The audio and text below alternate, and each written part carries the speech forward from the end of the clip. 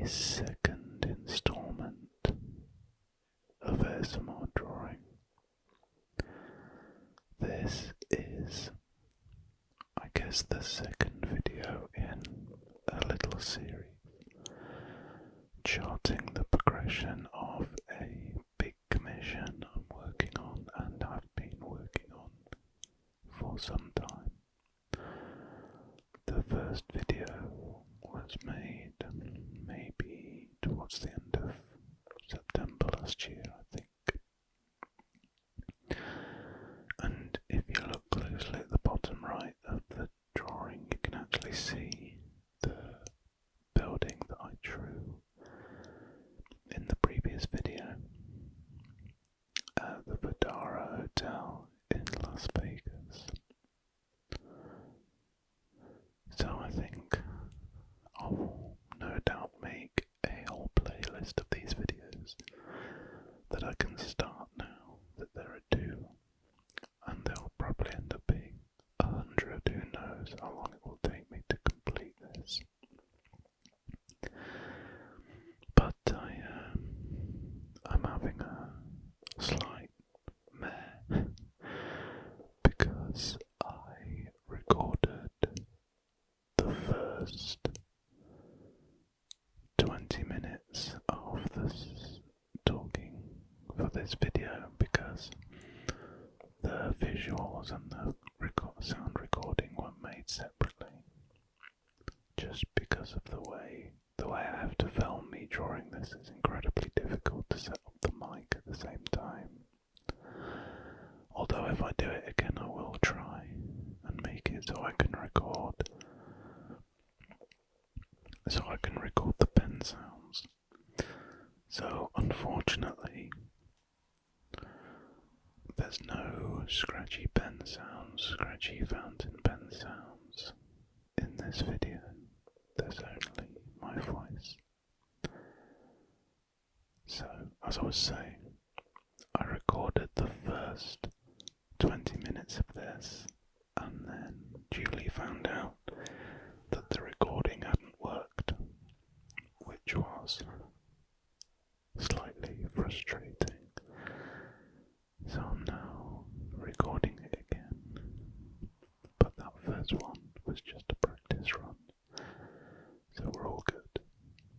Now we're on to the real one, and if I'm honest, I'll probably record it in smaller bursts, so if something does go wrong, I've not lost a whole 20-minute chunk.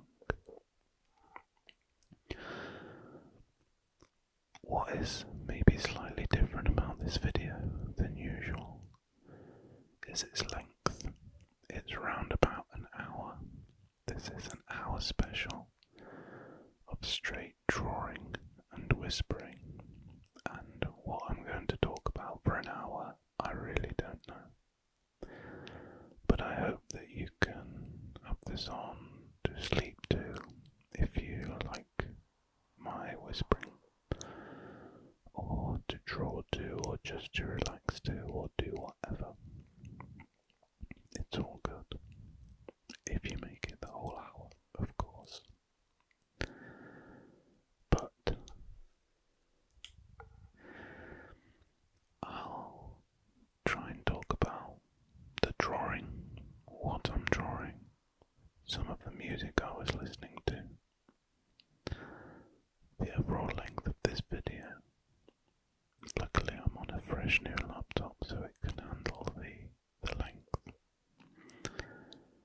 And speaking of the music I was listening to, it's a good job I didn't keep the sound from the video as I was listening to Tool.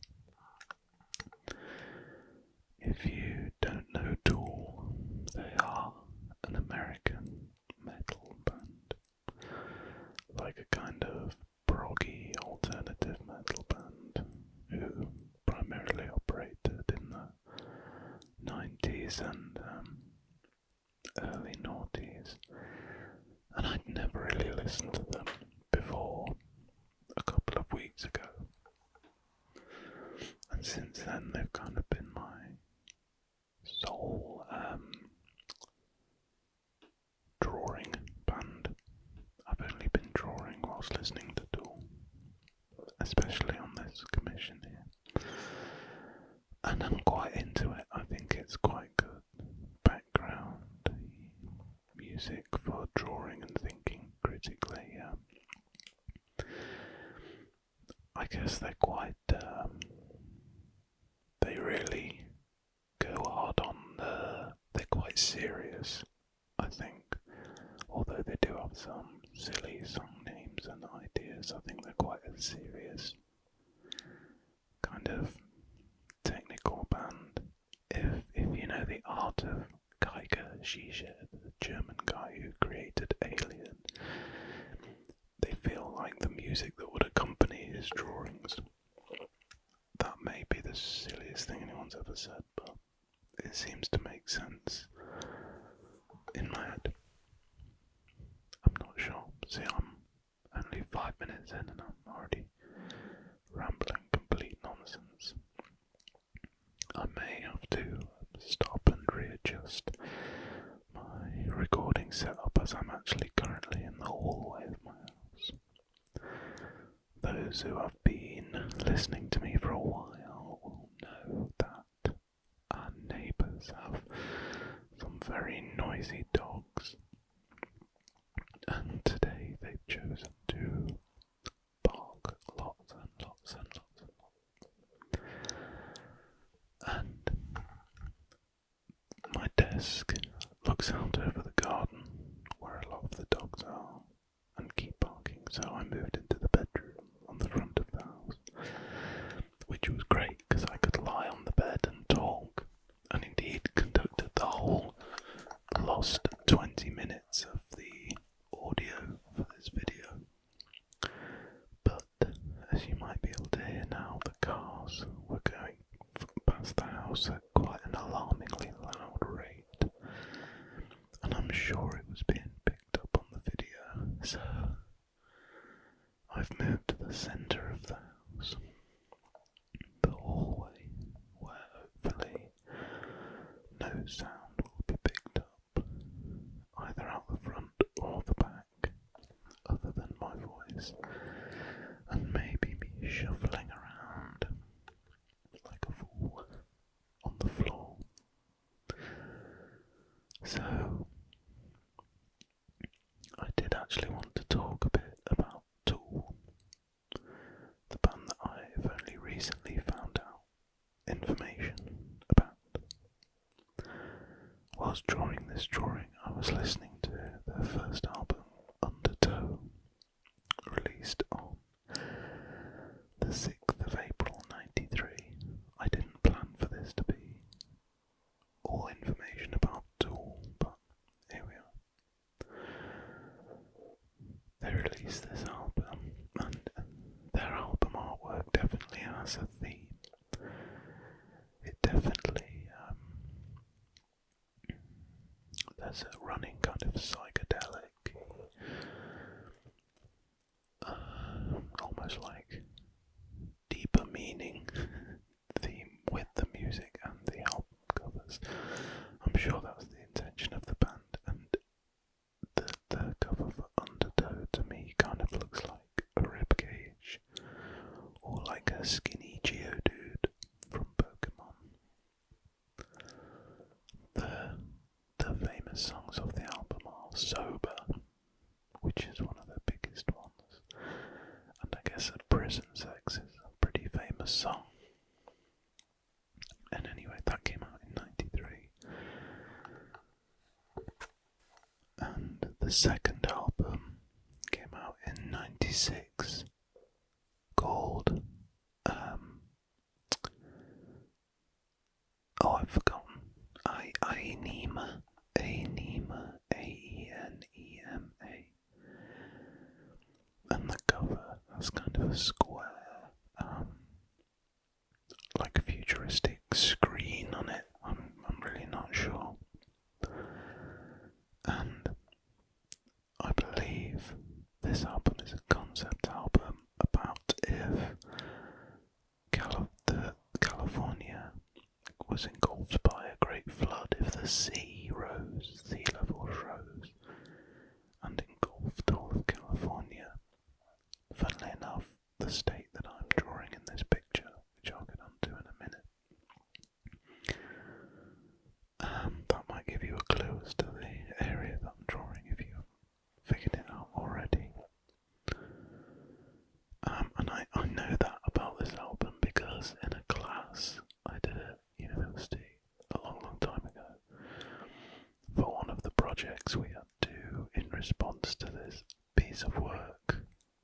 do something creative that wasn't written. So you could sing a song or make a film or do a drawing or something, and needless to say I did a drawing. But a guy in my class brought in a song off this album from the 96 Anima album, and I think, I can't remember what the song was called. It might have been the same as the album, but I can't remember. It's like the most famous one. I wish I could remember the name. Anyway, the other songs of this are Push It, and there's another famous one I can't remember. I listened to it the other day. Anyway, their next album, I think, wasn't until 2001, and I think it was 10,000 Days. The album with the really cool psychedelic head on the front, almost like an ancient symbol head. That actually reminds me of the head on The Simpsons that they have in their basement, the huge statue. How silly. So then the next album, I might have got these in the wrong order, is Lateralis, with the album cover. It's actually a famous artist who did it, and he does a lot of work for bands like that. It's like the stereotypical image you see, or the meme when someone's expanding their mind, or on acid or something like that. I don't know any famous songs of that. I think Schism is on that, which, if memory serves, is the top played song on Spotify for Tool. So they've got those 4 albums, and then after a kind of 15-year gap, they released Fear Inoculum in 2019, and I haven't heard a single song of this album. I don't know if it holds up to the rest of them, but you might have just heard a fan go past. I've seemed to remember it being critically acclaimed, but generally not that well received at the same time. I'm really not sure. I'll listen to it tonight and maybe get back to you. But Tool, they're a funny bunch. The lead singer is called like James Maynard Keenan or something like that, and I don't know a lot about him other than he got accused of, trying to think of a way to put it, being a naughty boy, being a very naughty boy, basically sexual misconduct with a fan, and there's only one instance of it, and it got, I think, overruled or ignored or whatever it is. I think the person who came forward about it never pursued it, but I don't know. I've read the account from the fan, and I don't know, I think he's kind of a creepy guy. He's a bit of a sleazy guy, so it wouldn't surprise me if it was true, but again, I don't know. I don't know. Nothing's ever come of it. And I've heard that he was prolific, a bit of a prolific womanizer back in the day. He went touring, so it's a shame really that it doesn't get perceived. I don't know, I'm digging a hole here. This is what we should be talking about today. I know he owns a winery. He loves making wine, and he's one of these dudes who doesn't have social media and blah blah blah blah blah, all of this. In fact, to the point where on their most recent tour they banned the use of mobile phones, and you can't take pictures. You're unable to take pictures of the gig, and you'll be kicked out of the gig. In fact, I actually met someone who got kicked out of a Tool gig for taking a photo, and what seemed silly was, and this is generally a trait I'm not a big fan of, they knew it was wrong, they knew they shouldn't have done it, but they did it anyway, and there was a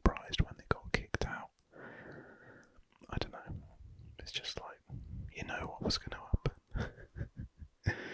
You knew you'd get kicked out, so don't play with fire, even if you don't agree with it, I guess.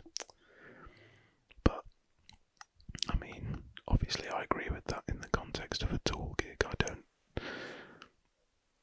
wouldn't say that about all protesting. Obviously I'm all for all manner of protest when it's necessary. I really don't know what I'm talking about now. I've kind of gone off on a huge tangent. For those who may have guessed, I am drawing Lombard Street from San Francisco, which is the windy, well, it's a very, very long street, but the famous part of it is in the middle where it gets very, very windy down a hill. And it's become a tourist attraction to walk up and drive up down. You can't drive up it. I myself have driven down it. I feel very lucky to say. And I'm going to take a stab in the dark that the houses lining this part of Lombard Street are incredibly expensive. In fact, after drawing this and drawing elements of San Francisco, I looked up houses in San Francisco for sale, and needless to say, they are incredibly, incredibly expensive. You're looking at easily more than £1 million for a decent, house that isn't, just a room shared with a bunch of people. And the housing market out over in the States just seems absolutely crazy. I mean, it's pretty bad in the UK, but the States seems at another level. It makes me wince when I hear of, people on minimum wage working in a bar or something, and their rent is £900 a month. I mean, even in this country, in London, £900 a month is a hell of a lot. You're really, I guess even for London average, you're looking at least 500, 600, and that's good. If you can get somewhere for less than £600 now, that's not completely terrible. You're winning. But I'm afraid with some of the buildings, as you can probably tell on the side, I just have to completely make them up. As like the roofs of a lot of the buildings are pretty boring. There's not really anything on them, so I've had to add telephone wires, antennas, a water cooler, solar panels, other bits of buildings. It's certainly not architecturally accurate here, so if anybody does live on Lombard Street and they were hoping to see their house, then I'm sorry, it's not going to happen, because I went off piste. I mean, I thought as long as you can still see that it is Lombard Street itself, then it shouldn't really matter. Which I think you can. You can still tell it's Lombard Street just by the windiness of it. Also, you'll be able to tell because I'm going to put a huge Lombard Street sign at the top.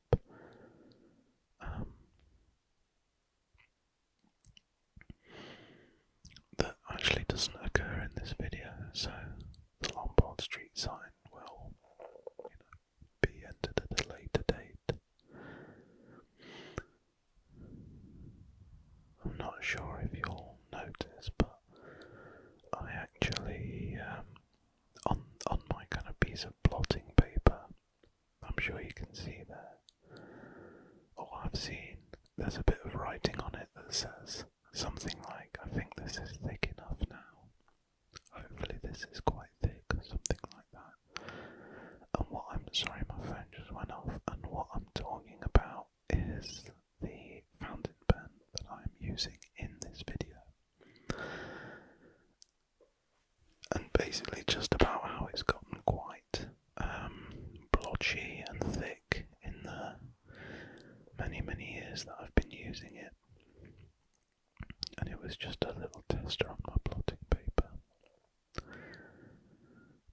assuming the video and the sound is lined up at least moderately well, you'll see that I'm drawing on the actual road now what could be seen as the bricks, or what will become the bricks. So, yes, I'm now working on, I guess the bricks. So if you actually look at Lombard Street, and specifically this bit with the twisty bit, there is like, I don't want to say cobbled bricks, but it's,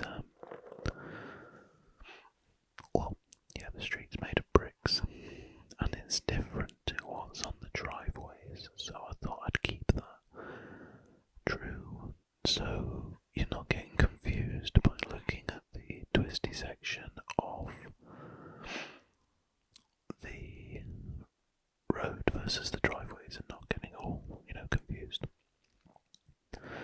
Also, you'll notice that I guess I've done a fairly sloppy job of keeping the lines even with the way the road is snaking down. Now that's because if you actually look at this section of Lombard Street, you'll see that the bricks do this. They kind of overlap one another as they fan, the lines of bricks overlap one another as they fan round the corners. So I thought I'd keep it true to how it actually looks here, and also B, it's a hell of a lot easier to make that happen, because if I did try to fan it out properly round the corners, there's a high chance it would just end up looking rubbish and I wouldn't be able to do the bricks properly. Now at this point I am actually planning to draw each brick individually, which is a labour of love, shall we say. But I think I mentioned before, I have driven down this street, and I've driven down it once as a passenger and once when I was actually driving. I insisted upon it. And anyone who's been to San Francisco knows that it's so steep in a lot of places. Driving up the other side to get to this part of the road, I felt like the car literally wouldn't be able to handle it. I'm really not confident with hill starts in the car, and even going over some of the bumps, I definitely scraped the bumper of the hire car, rental car, whatever you want to call it, unfortunately. But it was all good, I didn't get in trouble. Speaking of cars, I tried to draw a little buggy, as you can probably see at some points in this video, on one of the bends there, and I don't know what it looks like. It looks like a weird little Dodgem car. I certainly haven't created it the way that I wanted it to look, shall we say. I'm incredibly conscious of my voice not being recorded again, because I lost that full 20 minutes before, 20 minutes of me talking about the tool, so you might have dodged a bullet there, dear listener.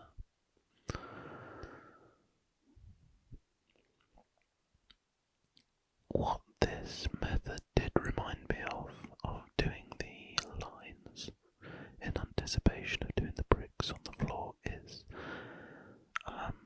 Brett Hellquist, the illustrator and probably one of my favourite childhood illustrators, if not one of my favourite artists anyway. The chap who illustrated the series of Unfortunate Events novels. If you're, roughly my age, you will be incredibly familiar with them. And if you're not, please give him a read, or at least look at the illustrations, because he's fantastic. I'm fairly sure he just uses pencil most of the time. And instead of creating a like tonal shading, he just does kind of it's not cross-hatching, it's just lines next to each each other, similar, yes, to what's going on here with the road. You know how the lines kind of meet but don't overlap. He does that, and it's a wonderful effect, especially with a sharp pencil. So it did kind of make me think of that, and I did almost think about abandoning the brick idea and just going for that almost cross-hatchy effect, or whatever you'd call it. I'd be interested to know what he calls it. Like Lemony Snicket, he's one of these elusive characters who doesn't really, give away too much about himself when it comes to interviews, etc., etc. So, which I always thought was quite cool as a kid. I always liked that Lemony Snicket didn't actually really exist. Sorry, children, if you're listening. I mean, he does exist, he's just not called Lemony Snicket, and nor do the Baudelaire children exist. Although I always secretly hoped that they did. I used to think it was really cool that Klaus knew everything just from reading a book about everything. Anything that came up, oh, that butterfly is something something, because Klaus remembered the book he'd read as a child on insects of the Amazon rainforest, etc. They each had a superpower, didn't they? I'm really on a tangent here, I'm sorry. Like, Violet, what could she do? Was she just the biggest one? What could Violet do? Or was that the baby? No, Sunny was the baby, right? Who had the teeth, the sharp teeth, like little vampire fangs, who, for some reason, the teeth always came in handy when, I don't know, biting people or something. Anyway, strange. Was Violet like no. Count Olaf was kind of a master of disguise, wasn't he, the baddie? But they could always tell it was him because of the eye tattoo on his ankle, which I actually wanted to get tattooed on me at some point, but never did. Now, what did Violet do? Was she a musician? I can't remember. I'll look it up. Maybe I'll draw them for another video. What a tangent.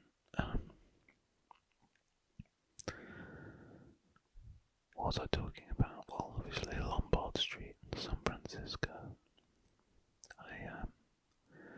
It was a bit of a weird tourist stop going to Lombard Street, because you're kind of there and then it's done in 10 minutes, 5-10 minutes, not even that, 10 seconds you've driven down it. And if anything, it's actually quite tricky driving down it, because there were quite a few cars there, so it was quite fairly slow and pretty tight round the corners. I'm amazed that anyone can drive out of there every day as their commute,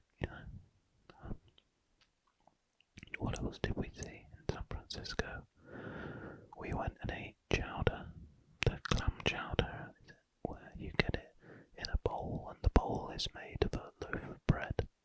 Very delicious. I actually went to Alcatraz too, which was so sick. I loved it.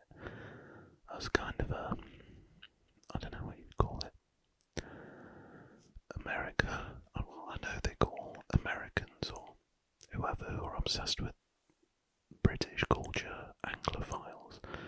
Maybe I could class myself as a bit of an Americophile. But anyway, as a young Americophile, going to Alcatraz absolutely astonished me. I thought it was fantastic. I loved it completely. What else did I see? I went to the City Lights bookstore, which I did buy a couple of books, but the most frustrating thing was that I saw on a poster the week after I was there, my favourite author was going to be doing a reading there. And obviously I couldn't really stay another week because I was on holiday and I was out of the country by then, but the timing couldn't have been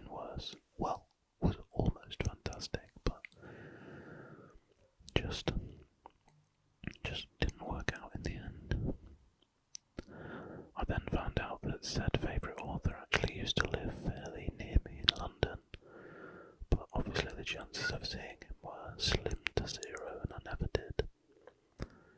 But if I saw him, I'd have to say something to him, even if he hated it. Now, again at this point in the video, well, assuming I've lined up the sound and the video well enough, I'm drawing the bricks, each individual brick.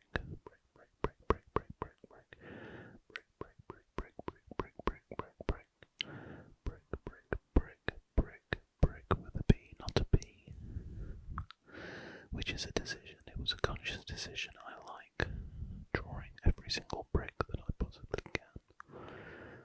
The only issue tends to be that if I'm trying to do it quickly, the bricks don't do alternate lines. They end up being, I don't know, it's like a trick of the mind. They end up being, oh, knocked my headset off there, one line next to each, going straight down and not alternate, you know what I'm saying, which undermines the whole brick visual. But so I kind of had to take my time during this bit, but I think it's worthwhile. I think it matches how on Lombard Street it is actually like it gives the effect of almost having a cobbled street, like a ye olde, I don't know, Victorian street or something like that. And I like that. I didn't notice when driving down it or when walking near it. I think I walked near it. But no, it looks good. And it was a decision, it will take a while. And ultimately it's one tiny little fraction of this overall commission. But it's the little details that matter, really. For me, anyway. I know for a lot of people who make art is more of a general feeling, but for me, it is still a feeling, but that feeling is intense and detailed and headache-inducing, almost. And, as I said in my last video, my eyes strain and my hand hurts. And in fact, after an hour of drawing with this pen, essentially non-stop, the little kind of callus on my hand, my left middle finger, where the pen rests, you can't quite see it in this video, was hurting a bit, to say the least. But it seems I'm out of practice now. I've got a day job. I can't sit drawing all day every day, which is what I'd want to do and what I used to do. So my hands, I've got soft hands now, not hardened art hands anymore, unfortunately. Another thing I really want to do is to, on the subject of me possibly being a Americophile, is draw myself drawing more of the US state series. So I did a little sketchbook tour of this before, and it's the sketchbook where I'm drawing the state capital of each state with a random drawing that doesn't really have anything to do with it, in a little sketchbook. And I haven't actually done the Sacramento for California, which I'm drawing now. I haven't actually done that yet. I've done Salt Lake City, kind of did New Orleans, even though I now realise that's not actually the state capital, it's Baton Rouge. I think I did Oklahoma City, Albany, Santa Fe, kind of done Richmond, Atlanta, Augusta, and I can't remember the rest. But I'd really like to carry that on. In fact, this series and that series kind of shows my slight obsession obsession with the 50 states. I don't know why. I think it's like I enjoy the fact that each one has a real sense of identity. I really get a kick out of that. I'm not sure why. I just think it's cool. I started a phase of learning all the state flags, which I never got round to completing, unfortunately, but I'd like to carry on. The one I remember is, I'm pretty sure it might be Louisiana or Mississippi has like a pelican on it. I think I remember that from a pub quiz question, but I could be wrong. It's got like a big, perhaps the albatross then, not albatross, yeah, a big pelican on it.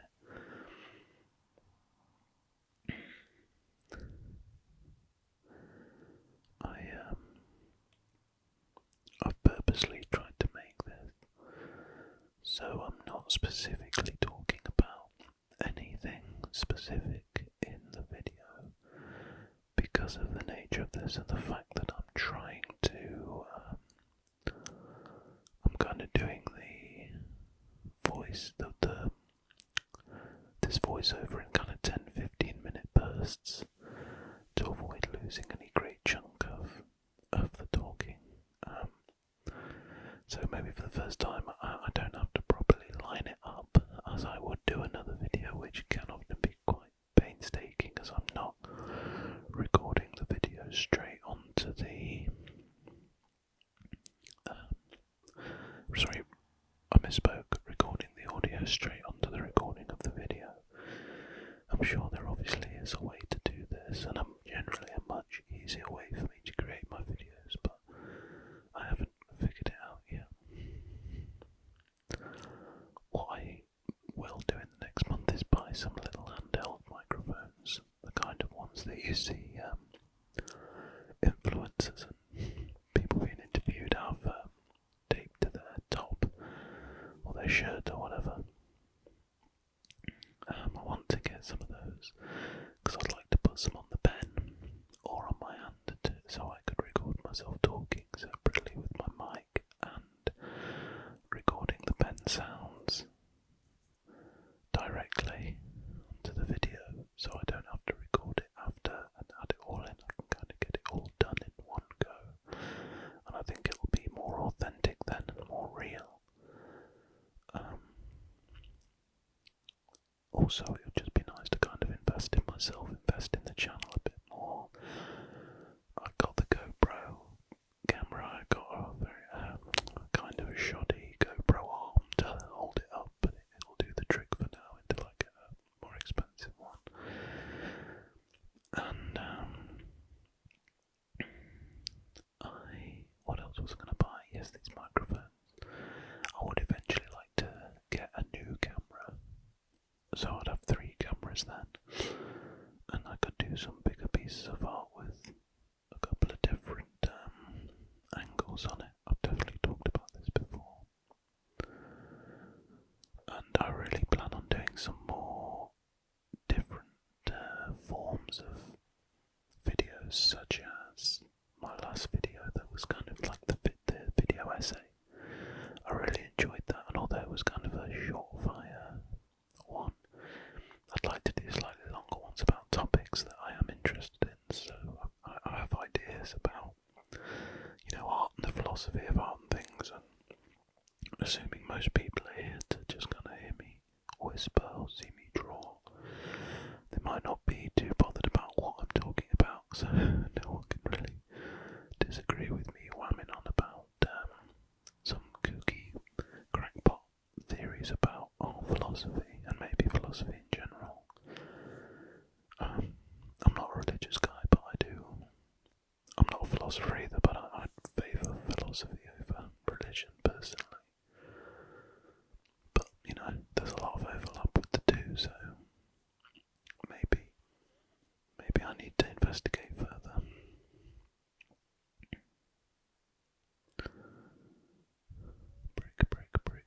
Brick. I'm quite conscious it sounds like I'm saying brick with a B, but I'm not. I'm saying brick with a B. After this specific voice recording, I'm going to go on a long walk because the weather's actually very nice, and I shouldn't waste it. Shouldn't waste the nice weather. I've been trying to go on a few more walks lately, as I do like to run, but running is intense, and often just a nice walk listening to a podcast, it takes a fair bit more time, but you can almost get the same results of keeping fit and not be absolutely drenched in sweat and have heart palpitations is a little bit more relaxed, and you take a lot more in. You can kind of absorb a lot more about the world around you. But that's my plan after this, especially because I'm still in the hallway from the house, of my house, and it's very dark, and I didn't even know the sun was out because there's no windows here. So between the last recording and this one, I went to the loo and saw the sun was out and thought, I don't want to waste this inside. So I'm going to kind of get my daily dose of vitamin C, have a big long walk, listen to a podcast probably. Recently on my morning walks a couple of weeks ago, I was listening to a huge 7-part podcast series about the assassination of JFK, kind of dipping its toe into a couple of the conspiracy theories and the more logical explanations. The podcast's theory on it was to kind of take his Axiom's razor, you know what I mean, basically that the most likely solution is probably the correct solution. That Lee Harvey Oswald was just a loner, mentally unstable, a narcissist kind of thing, and just took matters into his own hands. He was a nobody and he wanted to be a somebody, so, and he was, he was a young guy, his life had failed. This is for a whole other video where I'm talking about this. But anyway, I was listening to that quite a lot on my walks, and I just find it fascinating. It's really, really interesting, I think.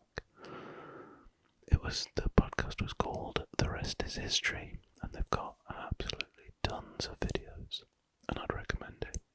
They're both historians, these guys, but they are very, very funny and very witty, and it's a nice mix of serious and kind of light, not too heavy, I'd say. Also listened to a bit of one about the history of the World Cup, which, as not a huge football fan, I did still find incredibly interesting. But I only listened to part 1 of that one. I haven't gone to part 2 or 3 yet. Lots of interesting little bits of nonsense about that for sure. There is one I do want to listen to, and I might listen to today. It's just England versus Italy, and I don't quite know the context. I don't think it's a football reference. I'm not sure quite what it's on about, but I've kind of got interested in Italy recently, as I've absolutely smashing through the Elena Ferrante books. If you don't know those, she's an unknown anonymous Italian author from Naples who's written these 4 books about essentially her life, like a memoir, but through the kind of lens of her friendship with her best friend growing up, and the ins and outs of that, and her education and work and love and things, and it's brilliant. The book flows so well, it flows absolutely magically, and I've just absolutely steamed through them, like 400 pages in a week, which is crazy for me because I'm such a slow reader, or I'm a medium speed reader, I should say. So I'm quite pleased with myself for that, but it's fascinating. It's really, really good. But anyway, it's got me on an Italy hype. So kind of learning about Italy, especially in the middle of the last century, has kind of piqued my interest. And I'm keen, so I reckon after, on my walk, that's what I'll listen to, especially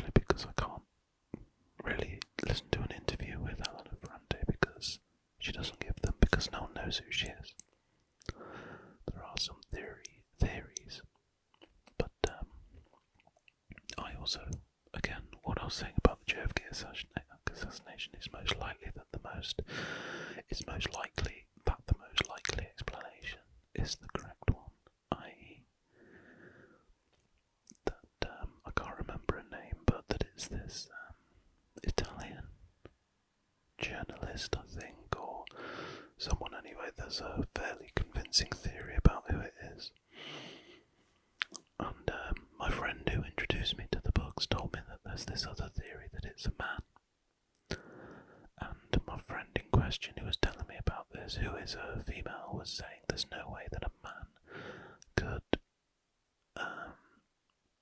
tap into female friendships so expertly and so accurately. And even just from the first book, when she's writing about being a young girl, it's like a world that as a male I'd never even considered or thought about. Things that would never cross my mind. You know, that female relationships revolve around us young girls, especially growing up in the last century. It's fascinating. I'd recommend it. The first one's called My Brilliant Friend, and the next one is called I've read it as well. So I've finished the second one and I'm about to start the third and the fourth.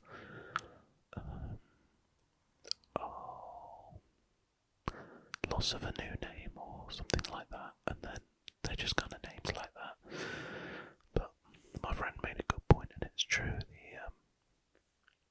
The publisher did a dirty, because the book covers kind of make the books look like they're going to be rubbish.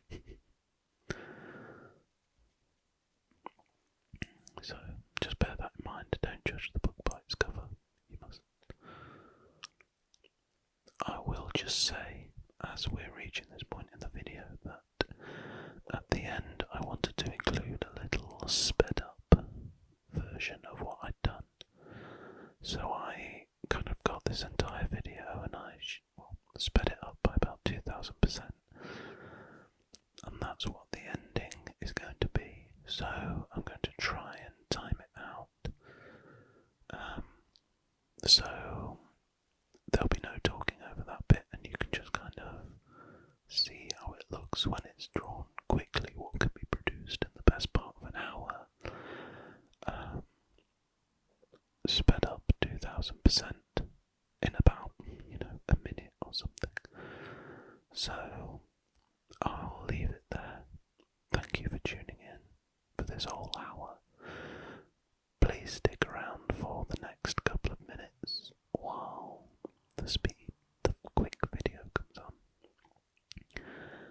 And I'll see you in the next one. It probably won't be this long. But happy drawing. I hope you sleep well. I hope you have a wonderful restful day. And I'll see you soon.